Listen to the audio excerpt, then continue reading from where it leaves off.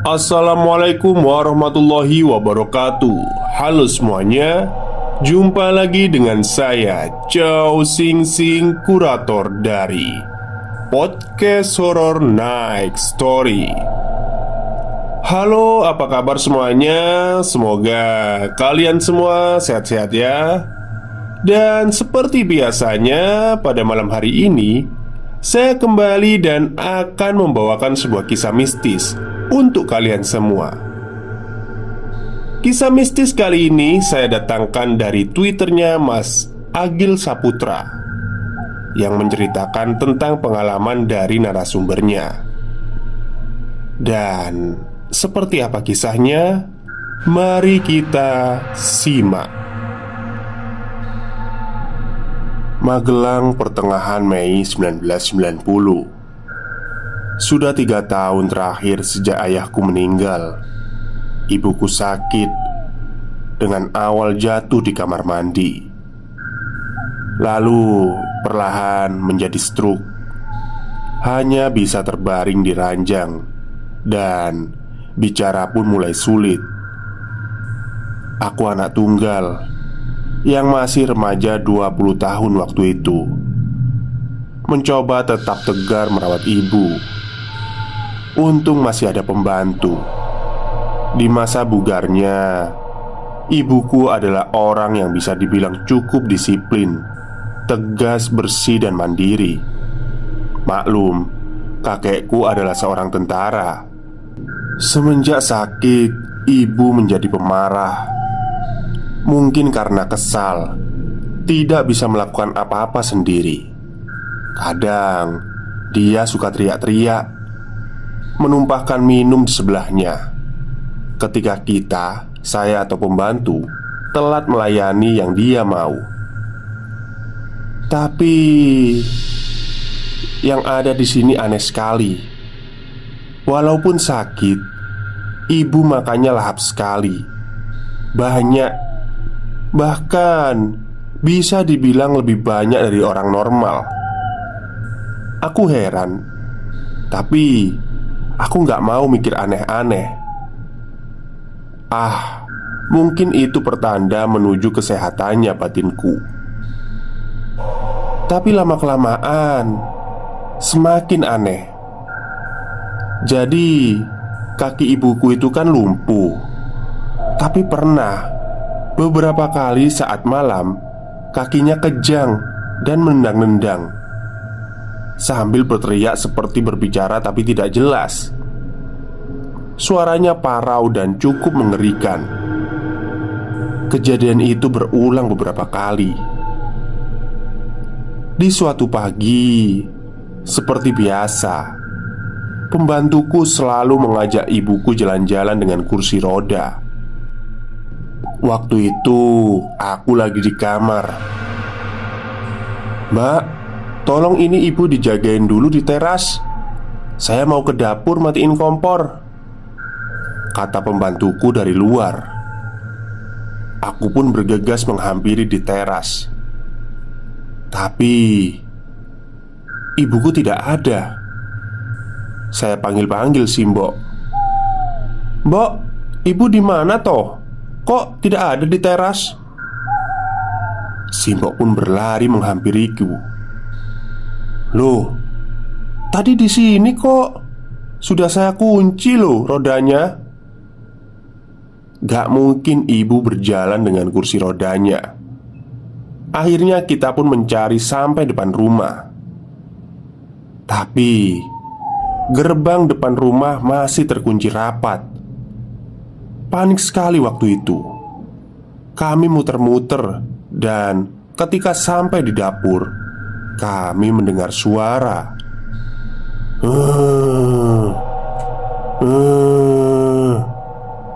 Suara itu berasal dari lantai 2. Kami menghampiri, dan ternyata ibu ada di situ, dengan setengah kepalanya terkibas-kibas oleh spray yang sedang dijemur.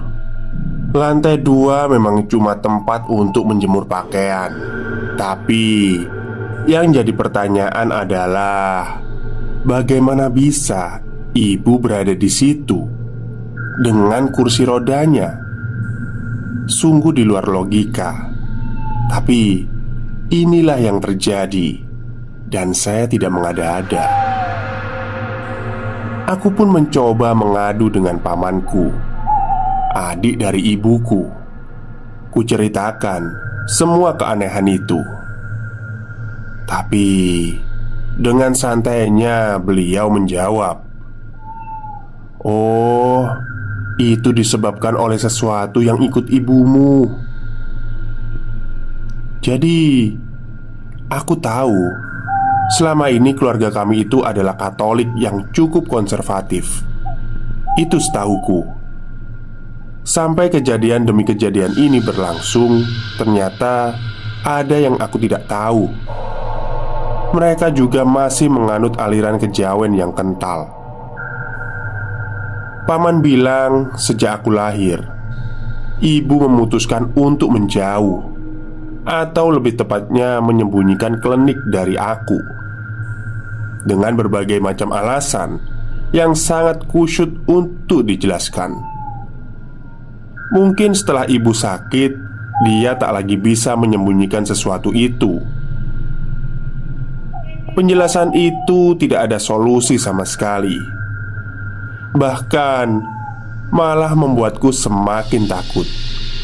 Dan keanehan-keanehan pun masih terus terjadi, sampai aku seperti semakin tak mengenali ibuku. Ibuku seperti orang lain. Hari pun berlalu. Timbul rasa iba. Sepertinya ibuku sangat menderita.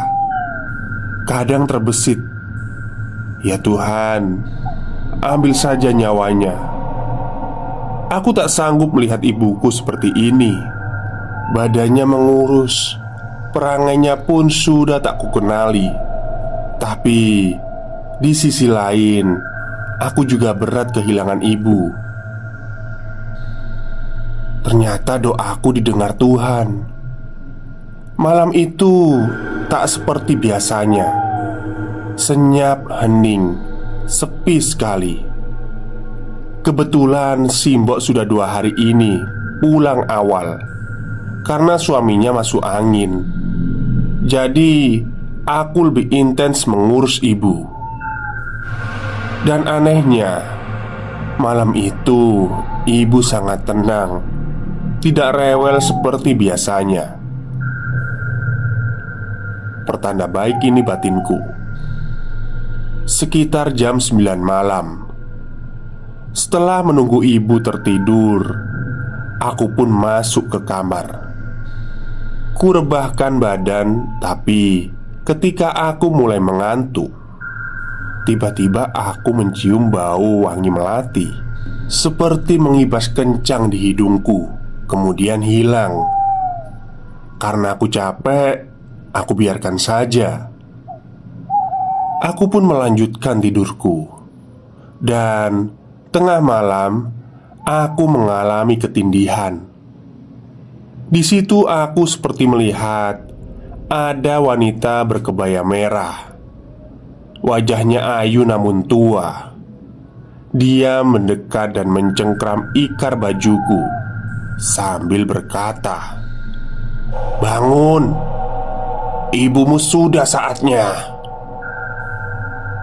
Matanya merah melotot dan berkata itu terus-menerus, seraya menarikku, seakan-akan mengajakku untuk segera beranjak dari tempat tidurku.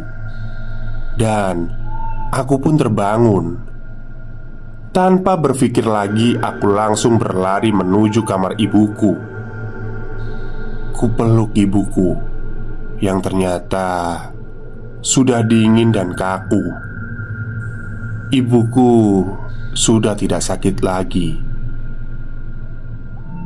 Magelang 1992. Sudah 2 tahun berlalu sejak ibuku meninggal.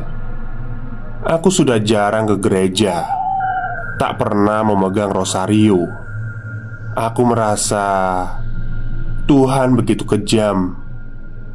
Yang aku lakukan tiap minggunya hanya menangis di depan makam ibuku dan kakak-kakakku. Harusnya kami 5 bersaudara, tapi kakak-kakakku semua tidak berhasil hidup. Mereka meninggal saat masih bayi dan dalam kandungan. Ekawati, Dewiwati, Triwati, 3 kakak perempuanku yang meninggal dalam kandungan. Dan Caturyatno, kakak laki-lakiku yang meninggal di umur 3 hari. Dan sayalah Pancawati, yang berhasil dibesarkan oleh bapak dan ibu. Kembali ke cerita. Sepeninggal ibu, aku tinggal di rumah hanya bersama Simbok, pembantuku. Aku belum bekerja. Rasanya malas saja.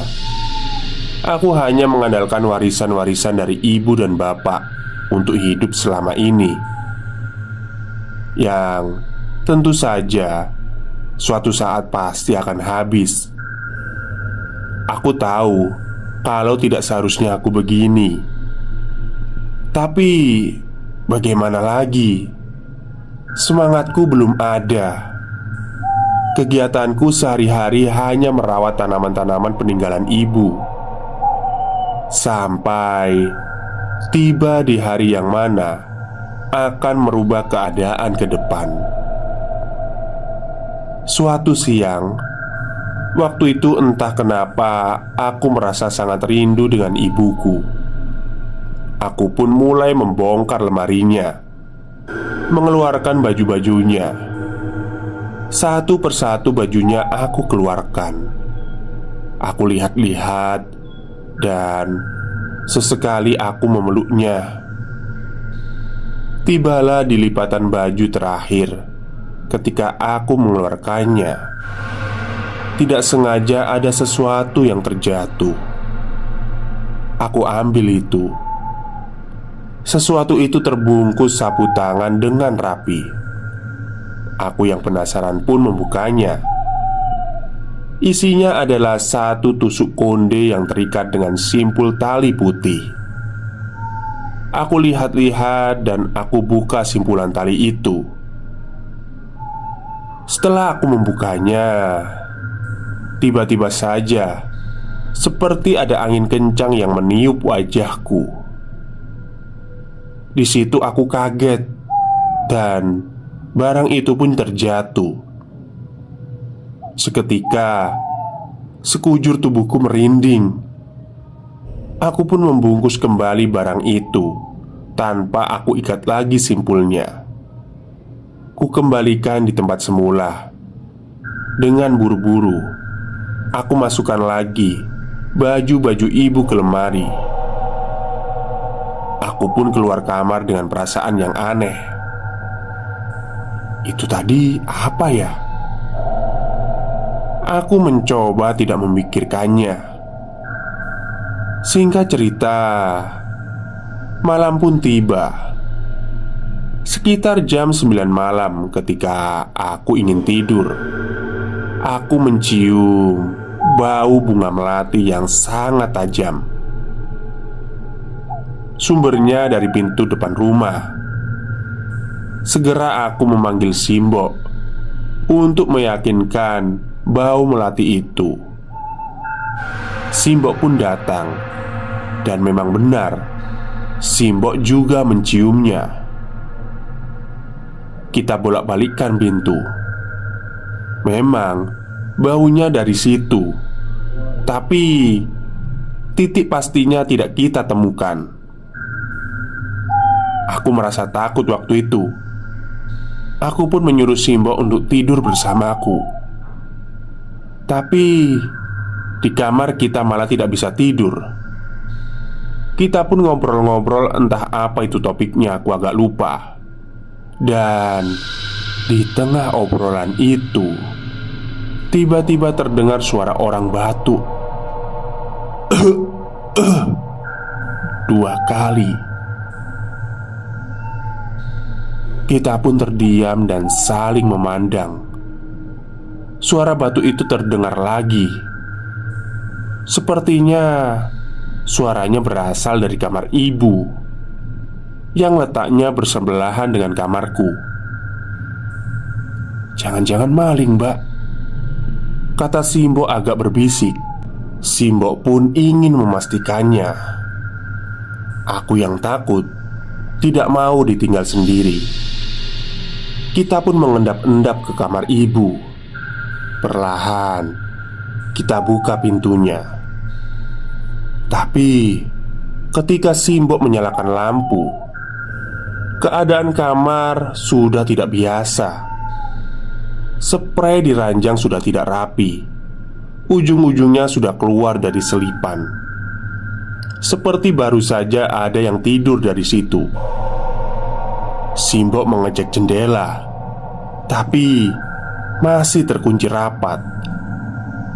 Buru-buru Simbok merapikan tempat tidur itu, dengan aku yang hanya berdiri ketakutan di depan pintu.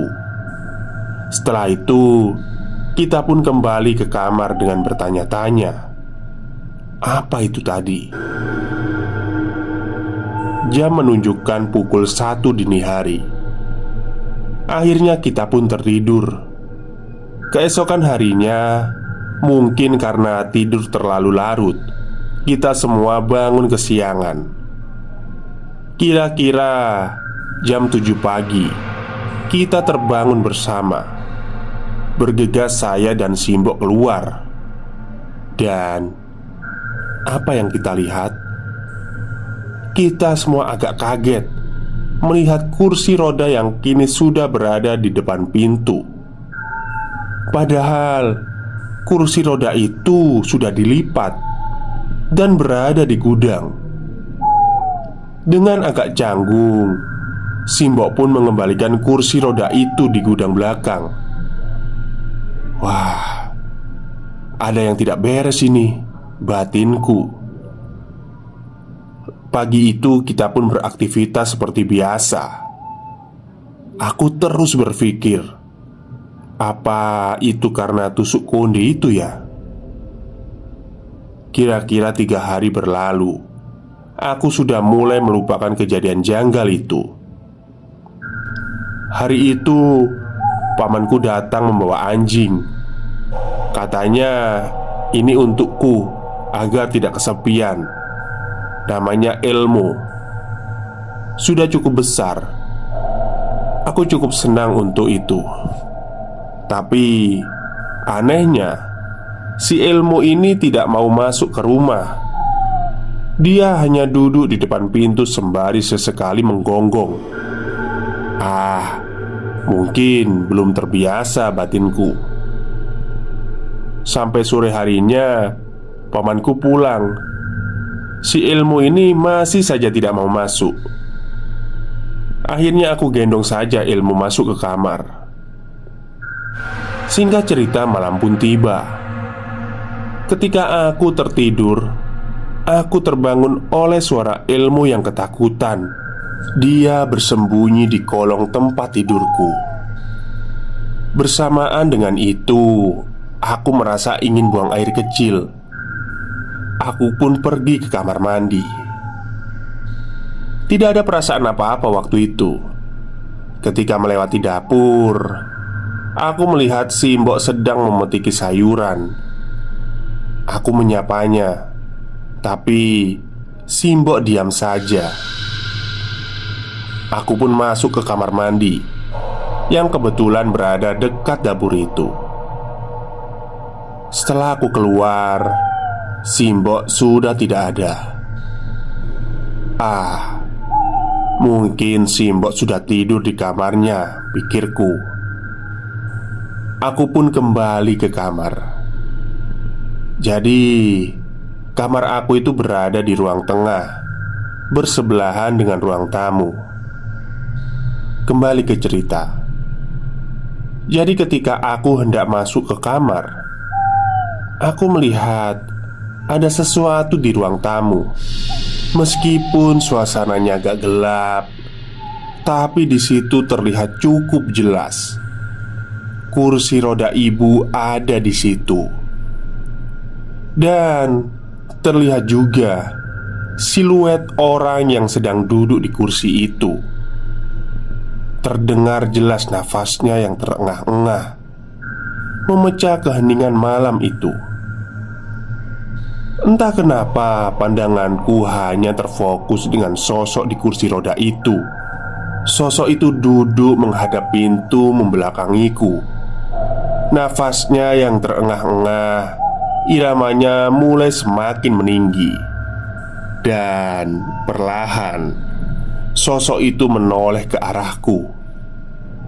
Lehernya memutar 180 derajat.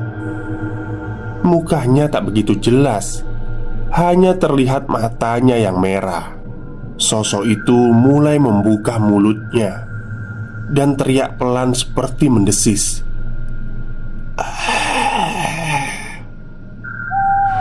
Tubuhku gemetar. Sekujur badanku bergidik. Aku pun teriak sekencang-kencangnya sampai Simbok terbangun dan menghampiriku. Aku tidak bisa berbicara, hanya bisa teriak sambil mengacungkan jariku ke arah sosok itu yang sekarang sudah lenyap. Begitu juga dengan kursi rodanya. Apakah itu cuma ilusi? Tapi itu terlihat terlalu nyata untuk dikatakan halusinasi. Aku pun dipapah oleh Simbok ke kamar. Barulah setelah di kamar aku menangis. Aku mengatakan kalau itu benar-benar nyata. Simbok hanya menganggukkan kepalanya. Simbok pun menemaniku hingga aku tertidur. Dan esoknya aku terbangun dengan badan yang pegal-pegal. Aku lihat banyak memar biru di tanganku. Aku pun berjalan keluar kamar.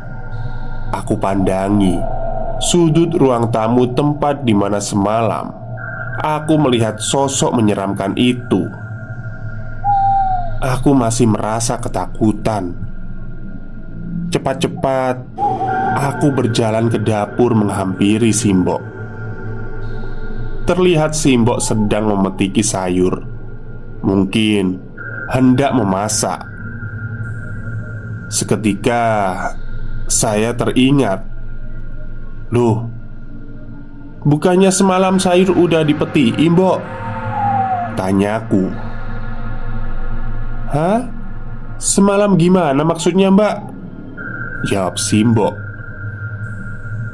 "Itu kan semalam sekitar jam 1-an. Saya lihat Simbok di dapur lagi metiki sayur." Tanyaku. "Enggak, Mbak. Simbok semalam tidur awal. Terus Simbok bangun gara-gara dengar jenengan teriak. Jangan nakut-nakuti toh, Mbak," timpal Simbok. "Oh, ya udah." Aku pun bergegas ke kamar karena mendengar suara Elmo yang menggonggong terus-menerus. Sepertinya dia lapar. Bergegas aku merebus hati Ampela, bakal si Elmo. Singkat cerita, sore harinya tubuhku merasa semakin sakit dan pegal-pegal. Badanku pun mulai menggigil demam. Setelah minum obat, aku pun tertidur dengan Elmo yang berada di sampingku. Dan aku pun bermimpi didatangi oleh wanita berkebaya merah. Dia adalah wanita yang pernah mendatangiku di antara mimpi bertahun lalu ketika ibu hendak menjemput ajalnya. Di dalam mimpi itu, wanita itu berkata, "Sekarang aku ikut kamu ya. Pokoknya kamu." Seketika aku pun terbangun dengan keringat basah kuyup.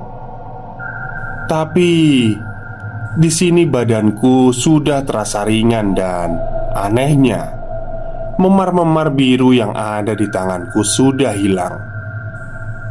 Aku melihat jam masih pukul 10 malam. Di sini aku merasa sangat haus. Aku memanggil-manggil Simbok, tapi tak kunjung datang. Akhirnya karena takut, aku mengajak Elmo yang masih terjaga untuk menemaniku keluar kamar. Aku pun pergi ke dapur untuk mengambil minum, sembari menengok ke kamar Simbok. Ternyata beliau sedang tertidur pulas. Kasihan pasti. Dia capek mengurus aku dan rumah sebesar ini. Setelah minum, aku dan Elmo berjalan menuju kamar. Tapi ketika sampai di depan pintu kamar ibu, si Elmo berhenti. Aku pun melewatinya dan hendak masuk ke kamar, sembari mengajak Elmo kembali masuk. Tapi di situ Elmo masih saja berhenti menghadap pintu kamar ibu. Si Elmo mengeram seperti ingin berkelahi, dan sayup-sayup terdengar suara orang yang sedang bersenandung. Setelah aku cermati, dan memang benar, suara itu berasal dari kamar ibu. Segera saja aku tarik kalung leher Elmo. Aku paksa Elmo masuk ke kamar. Di situ jelas aku merasa sangat ketakutan. Suara itu terdengar sangat jelas, dibarengi dengan suara gonggongan Elmo. Aku jongkok di atas ranjang. Kupejamkan mata dan kututup kedua telinga rapat-rapat. Hingga akhirnya Simbok datang. Seketika Simbok langsung ikut masuk dan mengunci pintu. Dan terlihat Simbok juga ketakutan. Simbok cerita, tadi ada yang menyeret kakinya ketika tidur. Kita berdua meringkuk ketakutan di kamar. Sementara Elmo masih saja terus-terusan menggonggong. Tapi perlahan suara senandung itu hilang. Elmo pun juga berangsur tenang. Tapi itu gak berlangsung lama, karena tiba-tiba saja si Elmo mundur mendekati kita. Elmo seperti ketakutan. Dan di situ terdengar suara langkah kaki di luar kamar. Langkahnya seperti diseret dan seperti mondar-mandir di depan pintu kamarku. Aku dan Simbok hanya bisa diam, saling pandang. Terlihat mata Simbok sudah berkaca-kaca. Dia sangat ketakutan.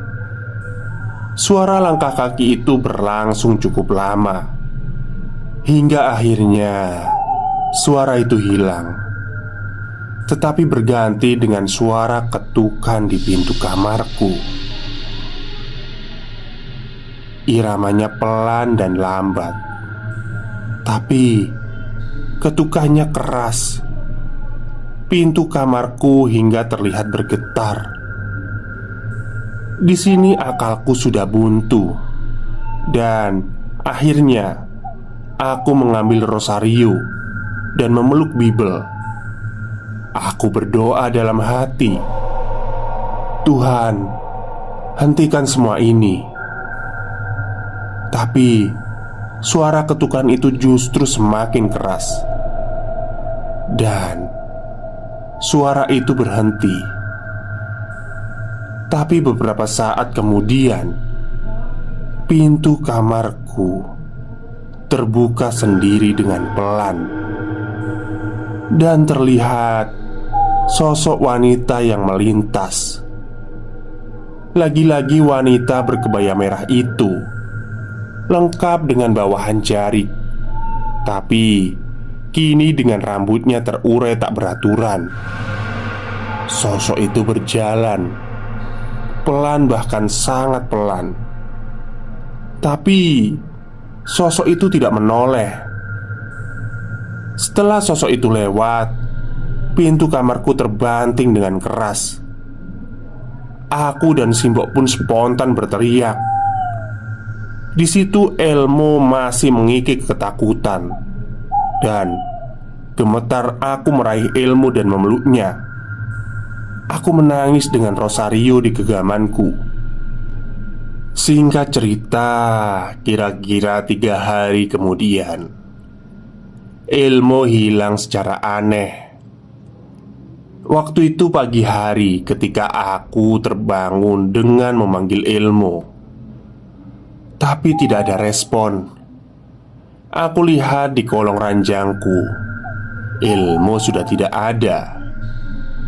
Anehnya di sini, pintu kamarku masih terkunci, dan aku ingat betul kalau semalam dia berada denganku di kamar. Aku keluar dan memanggil-manggil namanya, tapi tidak ada respon. Dan beberapa saat kemudian, Simbok yang sedang menyapu di pekarangan belakang rumah tiba-tiba berteriak, "Mbak, mbak, Elmo mbak!" Aku langsung berlari menghampirinya. Dan di situ aku melihat Elmo sudah kaku. Aku menangis dan bertanya-tanya apa yang sedang terjadi.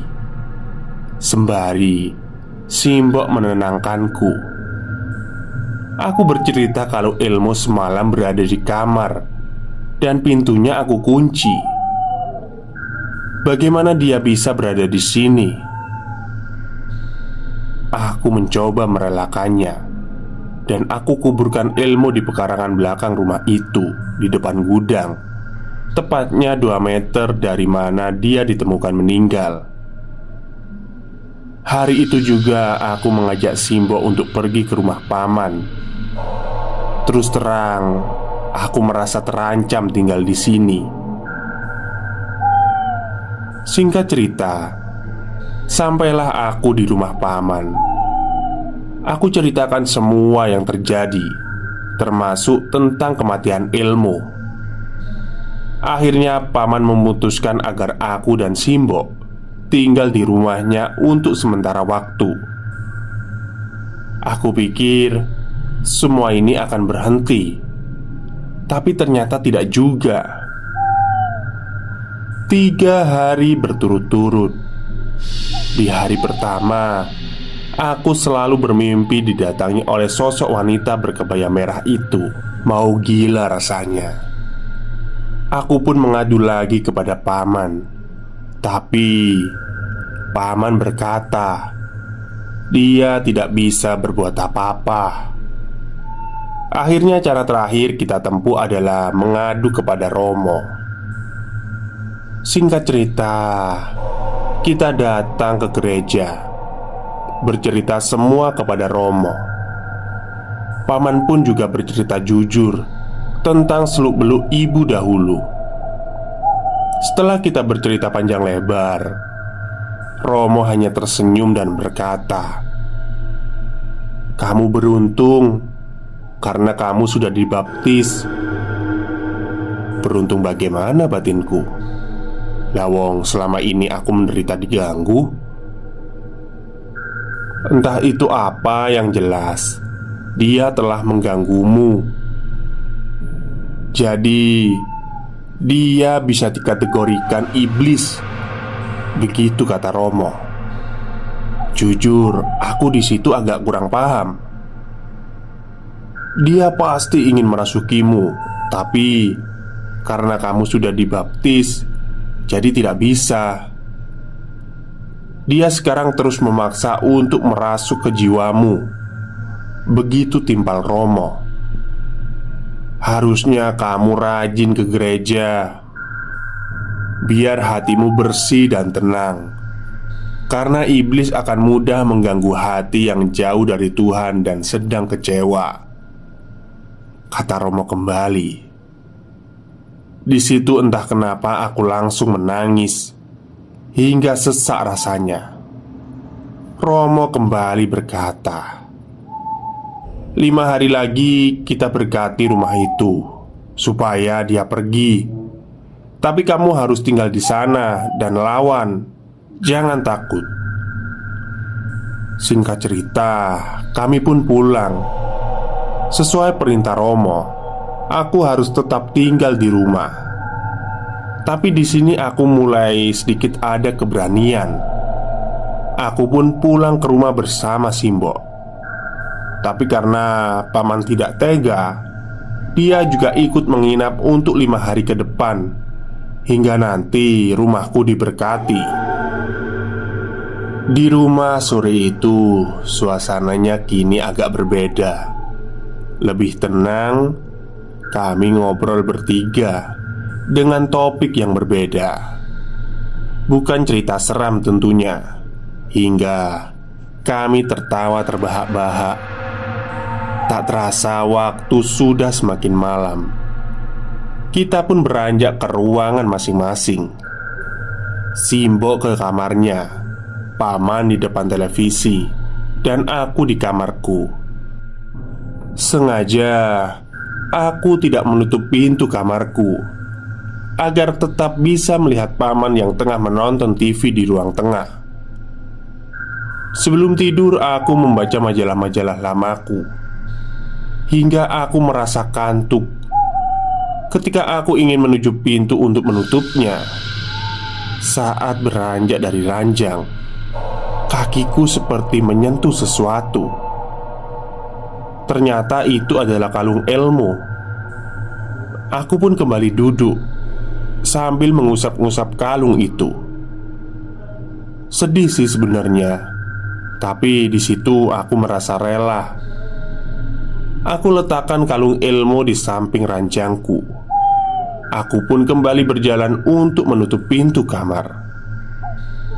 Terlihat di luar sepertinya paman juga sudah tidur.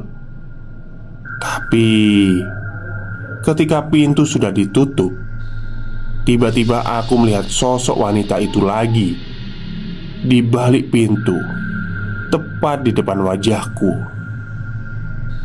Aku ingat sekali, tatapannya tajam, rambutnya terurai.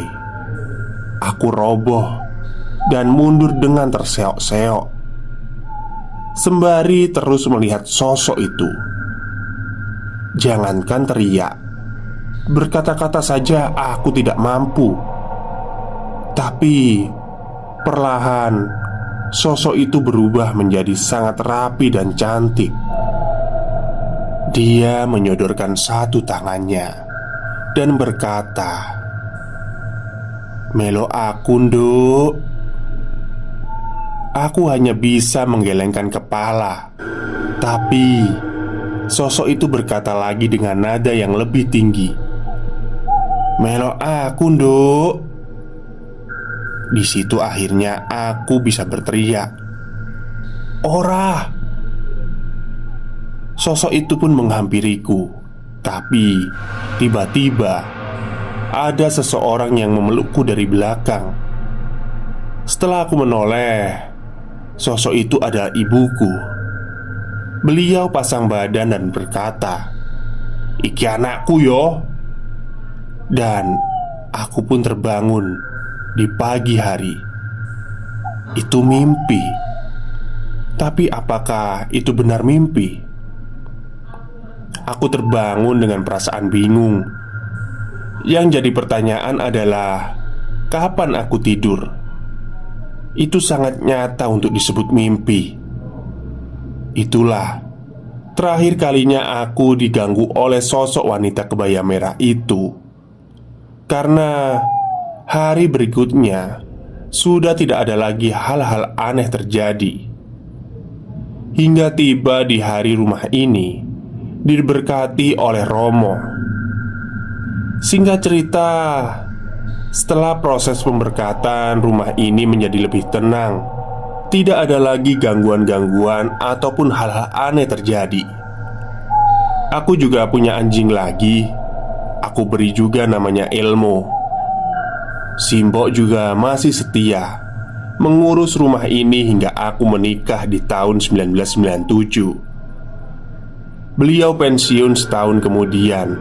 Tapi kami masih berhubungan baik seperti keluarga. Hingga Simbok meninggal di tahun 2012 yang lalu karena sudah sepuh. Oh iya, Ilmu juga meninggal di tahun 2000-an. Hingga cerita ini ditulis, aku masih tinggal di rumah ini bersama suami dan anak-anakku. Sekian, Pancawati 2021. Oke, itulah cerita dari Mas Agil Saputra. Silakan follow Twitternya ya. Kalau menurut saya ya, ngeri-ngeri, sedih ya ceritanya ya. Jadi sepertinya ibu dari Mbak Pancawati ini punya perewangan, yang ketika ibunya Mbak Pancawati meninggal, dia harus mencari wadah baru. Ya itulah bahayanya ya. Baik, itu saja mungkin yang bisa saya sampaikan pada malam hari ini. Kurang lebihnya saya mohon maaf. Wassalamualaikum warahmatullahi wabarakatuh.